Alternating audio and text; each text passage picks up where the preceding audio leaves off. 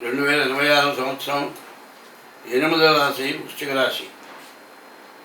July నెల 2026 8వ రాశి వృశ్చిక రాశి.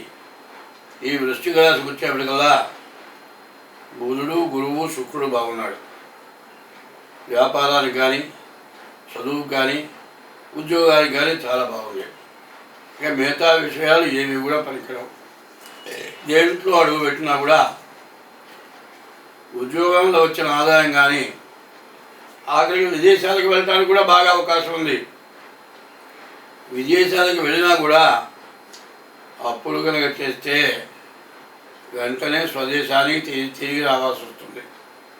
కాబట్టి ముందు గురువు బాగున్నాడు, విద్య బాగుంది, మంచి ర్యాంక్ వస్తుంది, మరి విదేశాలకు వెళ్ళచ్చు. ఎంబీఏ కానీ, సిఏ కానీ చదివిన వాళ్ళకి మంచి ఉద్యోగాలు రావడానికి చాలా అవకాశం ఉంది. ఈ అవకాశాన్ని పోగొట్టుకోవద్దు.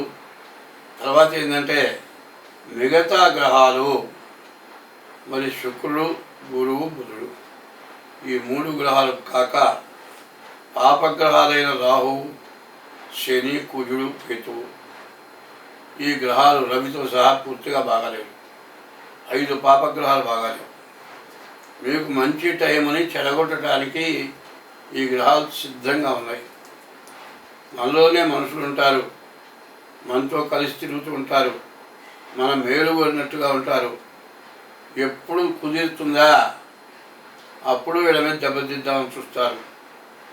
సర్పం కూడా వెళ్తూ ఉంటుంది, పాము పావనంగానే నిలబడుతుంది, పడగబట్టి నిలబడుతుంది.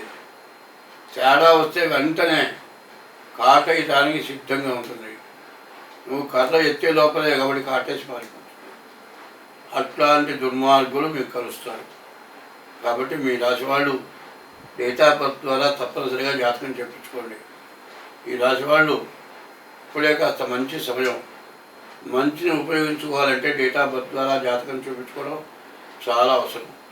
అట్లా మీరు ఏదైనా చూపించుకోవాలంటే మా నెంబర్ 6300061241, ఇంకో నెంబరు 7801071946.